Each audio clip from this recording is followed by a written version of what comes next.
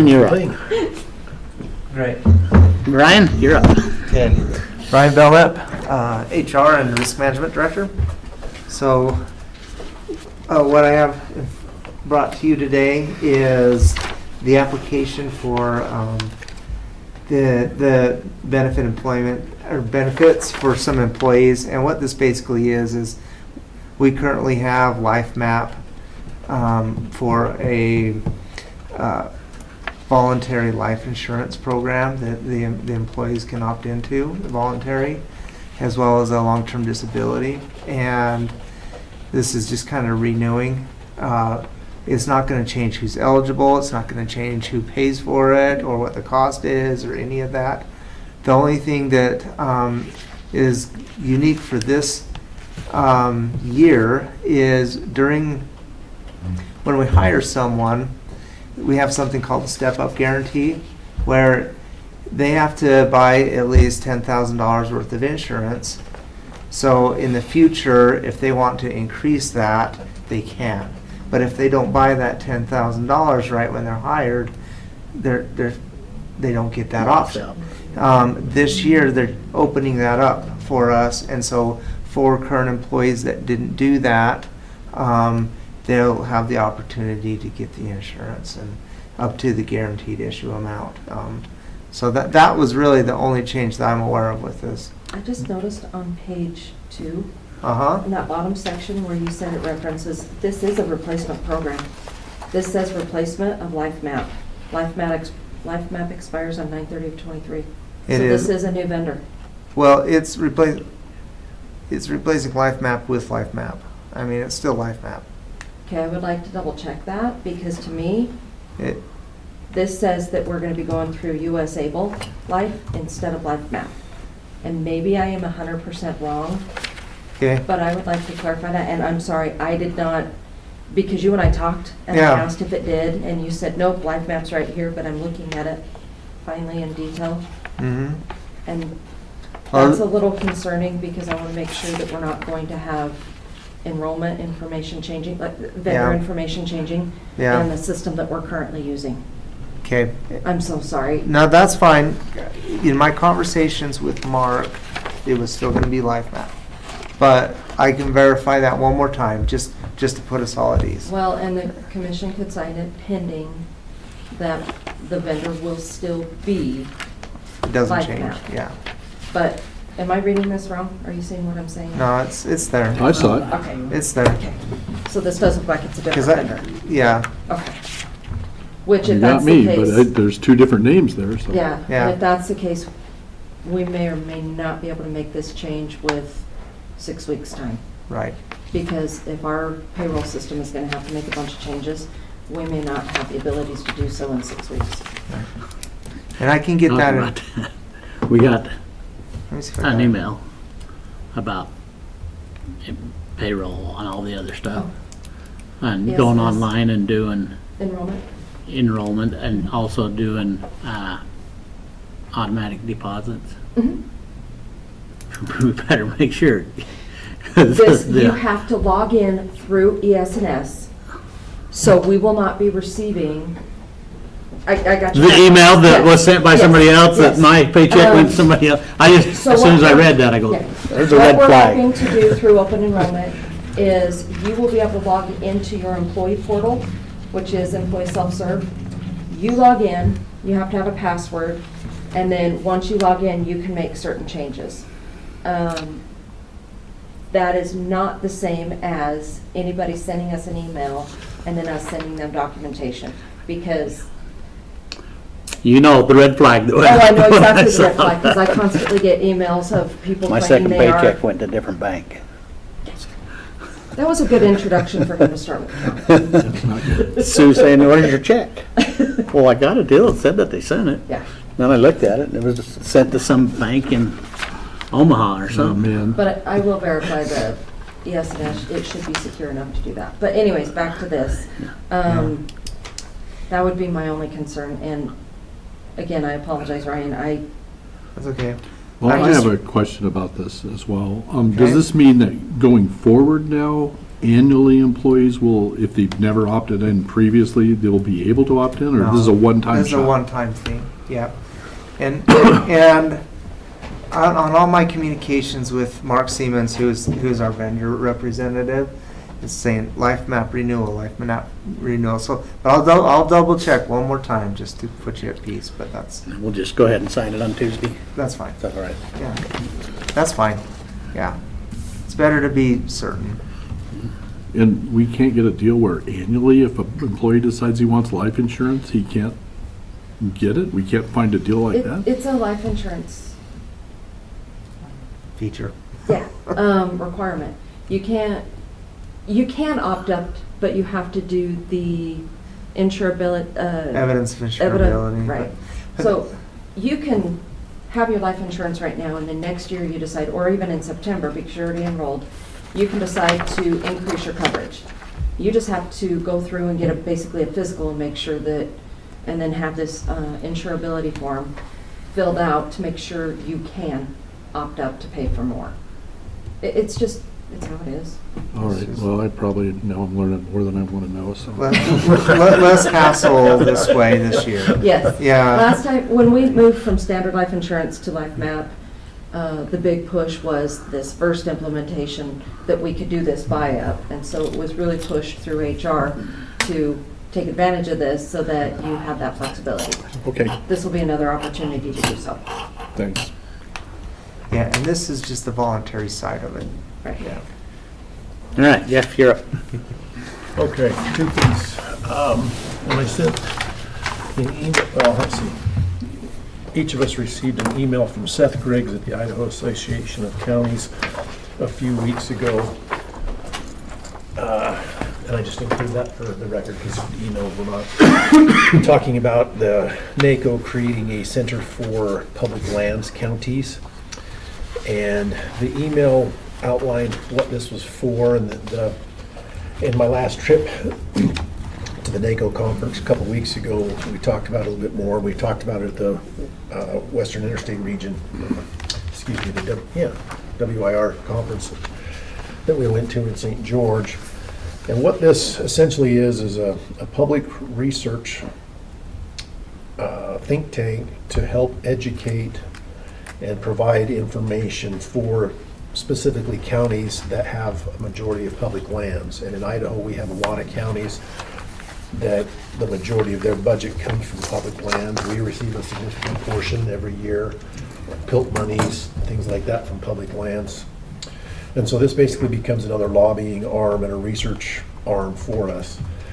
The ask from NACO was a 1% of the the PILT payments that we received this year. And what they would do with that is then create a foundation for this, or a trust that would fund this indefinitely going forward. They envision this only being a 2 or 3 person team that creates that fills this and does the research. So it's a one-time ask for these funds to create the endowment. It's an endowment they're looking to create that would then fund this research going forward. So once they have the endowment, the money's there, and they're just drawing off the That is interest, correct. so to speak, so. That is correct. Right. So it's a one-time ask based on the LATCF funds that we got this year, which were additional funds over and above what we normally get. And at the NACO meeting, there were several states that jumped right in and had significant support through each of their counties. And I wanted to bring that before the board today. Seth is in the process of getting us a revised ask number from what we have in the packet, so I'm not asking for an actual commitment today, other than just to bring to the board, put it on the record that I would like us to participate in this because we do benefit from How much money? public lands. The ask in here was like 11,000, so it's not a significant ask. Is that in one payment or two? I It- thought one spot it said. Says 23 and 24 assessments. You could do it in 2 payments, but with the money we got, I would suggest that we just do it a one-time shot and be done with it. Well, since we met Tuesday. We may have some money in county operations because our NACO dues, or our IAC dues, didn't come in as we anticipated. Okay. So we've got some savings in there that I think we could pay either all or half this Okay. year. And we can wait until we get the final invoice and then I can relook at it. But I pulled the county operations budget, and even not using the monies that we anticipated and rolling over for next year's budget, we've got about $160,000 extra. So I was going to propose that we use those dollars instead of opening the budget Okay. for the LATCF. LATCF. Thank you. I'm trying to put H in there somewhere. I know, I want to do it myself. But, Well, I'm supportive of the project, and I'm supportive of whatever is the least amount of bookwork that you have to do to pay it. I mean, if we have some funds that we've identified that we can do it with without opening the budget or And causing you more my initial discussion with work. Christie was use these funds specifically, but that would require opening the budget and doing some other things, so that's why she is proposing this other solution for it. and I'd be more comfortable with that. So when you get that final invoice, Well, all you gotta do is look down here at the funds that Idaho gets and each county and stuff. We need as much voice as we can get. And $11,000 is a pretty cheap price to me. so when we get that invoice, then maybe what we could do is just present it as part of claims, so it doesn't have to be agendized, and then I can give you a couple of options for it. Okay, Or we could just do this.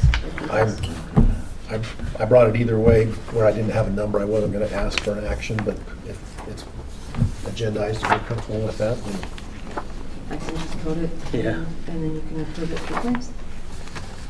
I'm good with that. okay. So, Mr. Chair, then I would make a motion that we approve funding our portion for the Center for Public Lands when we receive the final invoice from Idaho Association of Counties. We have a motion, all in favor say aye. Aye. Aye. The second item, for the record, and I sent an email out last night with this information. Mia Kate from Bannock This all Development. one? Yeah, that's just Oh, okay. one. I'm assuming John has his email, so I didn't print one out for John, but Mia Kate came to us a couple months ago talking about the branding project for the county that would go out and look at, hire the contractor to create a list of all the assets and help identify a brand and an identity for the county that would help us in marketing to outside companies to come here. Currently, there isn't anything like that that exists for the county as a whole. And so that's what this is. She's got the brand association as the vendor that she's identified she would like to use. She's visited with Chubbuck, Pocatello, us. The Lama Hot Springs Foundation has agreed to participate in this. So we've got several different entities that are looking to donate to this cause because we would all benefit from it. So I'm here today to ask for those funds that she asked for on that day. And this is, That's 25,000. Yeah, 25,000. And this is to do a study? No, it is to create, well, a study is part of it, but it is to create the actual marketing piece that we could then use to market the area. So the study looks at, they come out and actually do 3 or 4 on-site visits and talk to the people throughout the whole area to create that understanding of who we are, what is our strong suit. Because in economic development, you have a lot of communities that say, well, we have this great quality of life. Okay, well, that's a pretty generic statement that everybody says. So what is our quality of life that differentiates us from somewhere else? Or what are the outdoor resources that we have that differentiate us from, say, somewhere in Colorado? What are the infrastructure pieces that we have that would attract somebody here, like the railway access, the power infrastructure, the water, how much water do we have available? things like that. So it's a pretty comprehensive package that says, here's what we have to offer the world, Haven't we done these before? not from a countywide perspective. Where would the money come from to do this thing? My hope was that we could, and I talked with Christie about this, and that's part of the discussion today, was to use some of those LATCF funds that we got, which is money that we weren't anticipating to have to use for this. So it wouldn't be a taxpayer cost, it would just come from there. But we have issues with that because that would require us to open up the budget to do that. So that's part of the discussion today. So we could, currently we pay or Economic Development, this year we paid them 70,000. 70,000. So, I mean, we could just give them an additional 25,000 out of the 160,000 that I just mentioned. We potentially have excess in under county operations. That could potentially be an option, and we wouldn't have to open the budget. I think once, and I had forgotten when we talked about this, that way we could save the LATCF funds for actual projects, because there is reporting requirements for it.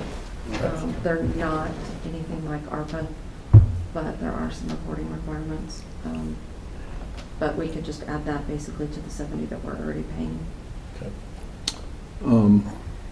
So let me see if I know I got this late last night, so. Right, and I apologize for that. So, and that's why I asked if it, because I just assumed this was just a study they wanted to do to identify our assets, which, to me, I think we know. So I'm not sure we need a study to tell what our assets are in Bannock County.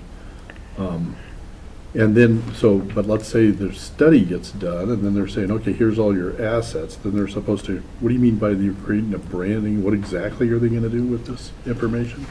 For example, the Portland Health Trust is trying to brand Pocatello as Healthy City USA. Uh-huh. And so that's just representing Pocatello. But if we want to attract people to Bannock County, what is our identity as Bannock County? And that's kind of what this is all about, is creating that marketing piece about who we are and what we have to offer. So it's like creating a brand for Ford or GM or whoever. It's looking at that brand, creating that brand that we can use to sell who we are, what we are. And then what? What does that do for us?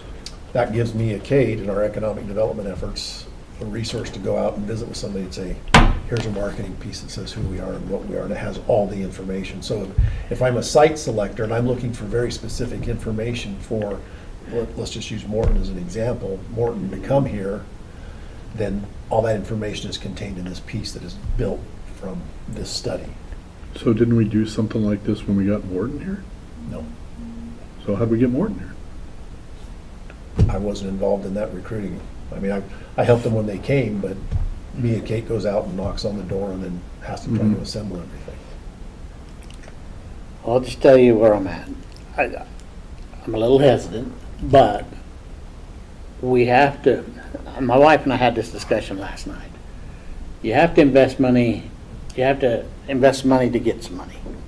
And I was talking to one of the councilmen from the city of Beacon. They're putting all these sidewalks in, and they've received so much flack. Well, they're investing in the community. It's a positive thing, but you always get. I mean, we've had the same type of deal with the forensic pathologist. We kind of had the same type of deal when we talked about putting a stadium in. We have to show who we are better to improve, or we're going to continue to lose to Idaho Falls, Twin Falls, and stuff like that. So, but this borders on the line of subsidizing an airplane, to me. I mean, we got to get something out of it. So a one-time deal of $25,000, I'm willing to do something like this.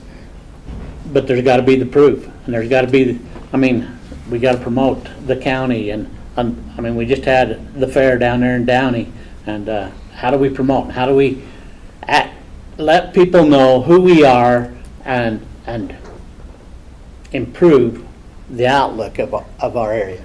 What's the total ask? Not our portion, but the total project estimate.